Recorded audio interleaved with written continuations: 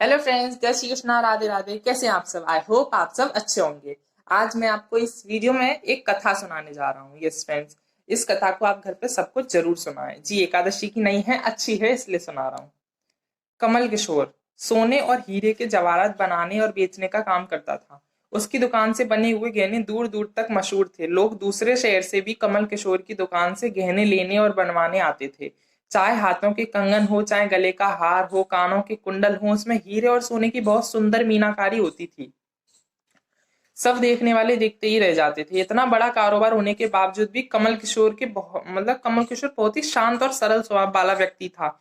उसका इस माया पर इतना रंग नहीं चढ़ा हुआ था।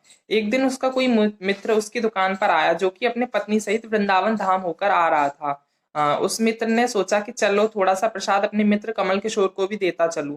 उसकी दुकान पर जब वह पहुंचा, तब कमल किशोर का एक कारीगर एक सोने और हीरो से जड़ित बहुत सुंदर हार बनाकर कमल किशोर को देने के लिए आया और दे दिया। कमल किशोर उस हार को देख ही रहा था कि उसका मित्र उसकी दुकान पर पहुंचा। कमल किशोर का मित्र अपने साथ वृंदावन से एक बहुत सुंदर लड्डू गोपाल, जिसका स्वरूप अत्यंत मनमोहक था, साथ लेकर आया था। जब उसका मित्र दुकान पर बैठा था, तो उसकी गोद में लड्डू गोपाल जी विराजमान थे। कमल किशोर लड्डू गोपाल जी के मनमोहक रूप सौंदर्य को देखकर अत्यंत आनंदित हुआ। उसने अपने हाथ में पकड़ा हुआ हार उस लड्डू गोपाल के गले में पहना दिया और अपने मित्र को कहने लगा, देखो तो सही, इस हार की शोभा लड्डू गोपाल के गले में पड़ने से कितनी बढ़ गई है। उसका मित्र और कमल किशोर आपस में बातें करने लगे। बातों ही बातों में उसका मित्र लड्डू गोपाल को हार सहित लेकर चला गया। दोनों को पता ही नहीं चला कि हार लड्डू गोपाल के गले में ही पड़ा रह गया है। कमल किशोर का मित्र अपनी पत्नी सहित एक टैक्सी में सवार होकर अपने घर को रवाना हो गया। जब वह टैक्सी से उतरे, तो भूलवश लड्डू गोपाल जी उसी टैक्सी में रह गए।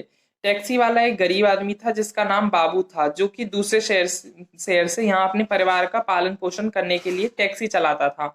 यह वह टैक्सी लेकर काफी आगे निकल चुका था और आज उसको अपने घर वापस जाना था, जो कि दूसरे शहर में था। जब टैक्सी लेकर बाबू अपने घर पहुंचा, तो उसने जब अपनी टैक्सी की पिछली सीट पर देखा, तो उसका ध्यान लड्डू गोपाल जी पर पड़ा, जो कि बड़े शाही तरीके से पिछली सीट पर गले में हार धारण करके सुंदर सी पोशाक पहनकर हाथ में बांसुरी पकड़े हुए उस पर बैठे हैं, पसर कर बैठे हुए हैं।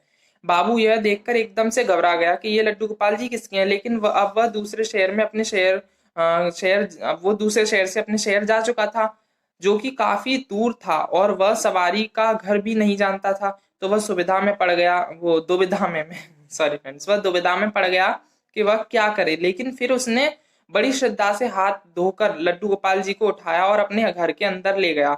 जैसे ही उसने घर के अंदर प्रवेश किया, उसकी पत्नी ने उसके हाथ में लड्डू गोपाल पकड़ा दिए। मतलब लड्डू गोपाल जी को देखा हाथ में, तो देखा इतनी सुंदर स्वरूप वाले लड्डू गोपाल जी को देखकर उसकी पत्नी ने झट से लड्डू गोपाल जी को अपने पति के हाथों से ले लिया। उसकी पत्नी, जिसकी 8 साल शादी हो चुके हो गए थे, उसे अभी तक कोई संतान नहीं थी। लेकिन गोपाल जी के हाथ में लेते ही उसका वात्सल्य भाव जाग उठा। उसकी ममताई और करुणाई आंखों पर झरझर बहने लगी। ममता वश और वात्सल्य भाव के कारण ठाकुर जी के गोद में उठाते ही उसके ऐसा लगा उसने किसी अपने बच्चे को गोद में उठाया हो। उसके स्तनों में अपने आप दूध निकलने लगा। अपनी ऐसी दशा देखकर बाबू की पत्नी मालती बहुत हैरान हुए। अपने कसकर गोपाल जी को अपने सीने से लगा लिया और आंखों में आंसू बहाते बोलने लगी, अरे बाबू, तुम नहीं जानते कि आज तुम मेरे लिए कितना अमूल्य रत्न लेकर आए हो। बाबू कुछ समझ नहीं पा रहा था कि मेरी पत्नी को अचानक से क्या हो गया है, लेकिन उसकी पत्नी तो जैसे बावरी सी हो गई थी।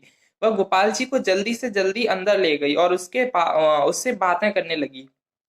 अरे लाला, इतनी दूर से आए हो, तुम्हें भूख लगी होगी। और उसने जल्दी से मधु और घी से बनी चूरी बनाकर और दूध गर्म करके ठाकुर जी को भोग लगाया। उधर कमल किशोर ने जब अपनी दुकान पर हार को न देखा, तो उसको याद आया कि हार तो ठाकुर जी के गले में ही रह गया है। तो उसने अपने मित्र को संदेशा भेजा। तो मित्र ने आगे से जवाब दिया, अरे मित्र, वह माखन चोर और चित चोर हार सहित खुद ही चोरी हो गया है। मैं तो खुद इतना परेशान हूँ। कमल किशोर अब थोड़ा सा परेशान हो गया कि इतना कीमती हार न जाने कहाँ चला गया। मुझे तो लाखों का नुकसान हो गया। लेकिन फिर भी अपने सरल स्वभाव के कारण उसने अपने मित्र को कुछ नहीं कहा और उसने अपने मन में सोचा कि कोई बात नहीं, मेरा हार तो ठाकुर जी के ही अंग लगा है।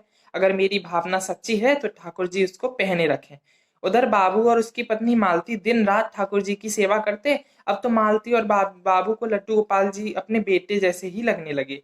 लड्डू गोपाल जी की कृपा से अब मालती के घर एक बहुत सुंदर बेटी ने जन्म लिया। इन सब बातों का श्रेय वह लड्डू गोपाल जी को ही देते थे। यह हमारा बेटा है और अब हमारी बेटी हुई है, अब हमारा परिवार पूरा हो गया। मालती लड्डू गोपाल जी को इतना स्नेह करती थी कि रात को उठ उठ कर देखने जाती कि लड्डू गोपाल जी को कोई कष्ट तो नहीं है। ऐसे ही एक दिन कमल किशोर व्यापार के सिलसिले में कुछ दूसरे शहर आना पड़ा जहां पर बाबू रहता था। लेकिन दुर्भाग्यवश जब वह उस शहर में पहुंचा तो अचानक से इतनी बारिश शुरू हो गई कि कमल किशोर को जहां पहुंचना था वहां पहुंच ना सका। और तब वहां बाबू अपनी टैक्सी लेकर आ गया और उसे परेशान कमल किशोर को पूछा, बाबूजी आप यहाँ क्यों खड़े हो? बारिश तो रुकने वाली नहीं है, सारे शहर में पानी भरा हुआ है, आप अपनी मंजिल तक ना पहुंच पाओगे और ना ही कहीं और रुक पाओगे। मेरा घर पास ही है, अगर आप चाहो तो मेरे घर आ सकते हो। कमल किशोर, जिसके पास सोने और हीरे के काफी गहने थे, वह अनजान टैक्सी वाले के साथ जाने के लिए थोड़ा सा घबरा रहा था, लेकिन उसके पास और कोई चारा भी नहीं था। वह बाबू के घर उसके साथ टैक्सी में बैठकर चला गया। घर पहुंचते ही बाबू ने मालती को आवाज दी कि आज हमारे घर मेहमान आए हैं, उनके लिए खाना बनाओ। कमल किशोर ने देखा कि बाबू का घर एक बहुत छोटा सा है, लेकिन व्यवस्थित ढंग से सजा हुआ है। घर में अजीब तरह से इत्र की खुशबू आ रही है, जो कि उसके हृदय को आनंदित कर रही है। जब मालती ने उनको भोजन परोसा तो कमल किशोर को उसमें अमृत जैसा स्वाद आया। उसका ध्यान बार बार उस दिशा की तरफ जा रहा था जहां पर ठाकुर जी विराजमान थे। वहां से उसको एक अजीब सी तरह का प्रकाश नजर आ रहा था। तो हार कर कमल किशोर ने बाबू को पूछा कि अगर आपको कोई ऐतराज ना हो तो क्या आप बता सकते हैं कि उस दिशा में क्या रखा है? मेरा ध्यान उस तरफ आकर्षित हो रहा है। तो बाबू और मालती ने एक दूसरे की तरफ मुस्कुराते हुए कहा कि वहां पर तो हमारे घर के सबसे अहम सदस्य लड्डू गोपाल जी विराजमान हैं। कमल किशोर ने कहा, क्या मैं उनके दर्शन कर सकता हूँ? तो मालती उनको उस कोने में ले गई जहां पर लड्डू गोपाल जी विराजमान थे। कमल किशोर लड्डू गोपाल जी के और उनके गले में पड़े हार को देखकर एकदम से हैरान हो गया। यह तो वही लड्डू गोपाल हैं और यही हार है जो मैंने मित्र के लड्डू गोपाल जी को डाला था। कमल किशोर ने बड़ी विनम्रता से पूछा कि यह गोपाल जी तुम कहाँ से लाए? बाबू, जिसके मन में कोई छल कपट नहीं था, उसने कमल किशोर को सारी बातें बता दी कि ऐसा उसका सौभाग्य से गोपाल जी मिले उन और उनके हमारे घर आने से हमारा दुर्भाग्य सौभाग्य में बदल गया। तो कमल किशोर ने कहा, क्या तुम जानते हो कि जो हार ठाकुर जी के गले में पड़ा है उसकी कीमत क्या है? तो बाबू और मालती ने बड़ी विनम्रता से हाथ जोड़कर कहा कि जो चीज हमारे लड्डू गोपाल जी के अंग लग गई उसका हम उसका मूल्य नहीं जानना चाहते और हमारे लाला के सामने किसी हार का कोई मोल नहीं है। कमल किशोर एकदम से चुप हो गया और उसने मन में सोचा कि चलो अच्छा है, मेरा हार ठाकुर जी ने अपने अंग लगाया हुआ है। अगले दिन जब वह चलने को तैयार हुआ और बाबूजी उनको टैक्सी में लेकर उनके मंजिल तक पहुंचाने गया, तब कमल किशोर टैक्सी में से उतरा और जाने लगा। तभी बाबू ने उनको आवाज लगाई कि जरा रुको, या आपका कोई सामान हमारी टैक्सी में रह गया है। लेकिन कमल किशोर ने कहा, मैंने तो वहां कुछ नहीं रखा। लेकिन बाबू ने कहा कि यह बैग तो आपका ही है। जब कमल किशोर ने उसका खोलकर देखा तो उसमें बहुत सारे पैसे थे। कमल किशोर एकदम से हक्का बक्का रह गया कि यह तो इतने पैसे हैं कि जितनी की उस हार की कीमत है। उसकी आंखों में आंसू आ गए कि जब तक मैंने निश्चल भाव से ठाकुर जी को वह हार धारण करवाया हुआ था, तब वह उन्होंने पहने रखा। मैंने उनको पैसों का सुनाया तो उन्होंने मेरा अभिमान तोड़ने के लिए मुझे भी पैसे दे दिए। मु- वह ठाकुर जी से क्षमा मांगने लगे। लेकिन अब भी क्या सकता था, मतलब अब हो क्या सकता था? कथा सार, मतलब थॉट और टॉपिक बोल सकते हैं। Topic of that story is that, इसलिए हमारे अंदर ऐसे भाव होने चाहिए कि उसमें अहंकार न होकर विनम्रता होनी चाहिए। और ठाकुर जी जैसा चाहते हैं वैसा ही होता है, हम तो निमित्त मात्र हैं। कौन ठाकुर जी को वृंदावन से लाया, किसके घर आकर वह विराजमान हुए, यह सब ठाकुर जी की ही लीला थे। जिसके घर रहना है जिसके घर सेवा लेनी है, यह सभी जानते हैं। हम लोग तो निमित्त मात्र हैं, बस हमारे भाव शुद्ध होने चाहिए। ठाकुर जी तो बड़े बड़े पकवान नहीं बल्कि भाव से खिलाई छोटी से छोटी चीज को भी ग्रहण कर लेते हैं। जय श्री कृष्णा, राधे राधे फ्रेंड्स। ये मेरी स्टोरी थी, अच्छी लगी हुई तो प्लीज लाइक कमेंट जरूर कीजिएगा। बहुत अच्छी लगी ये कथा मेरे को, इसलिए मैंने सोचा आपके साथ शेयर जरूर करूं फ्रेंड्स।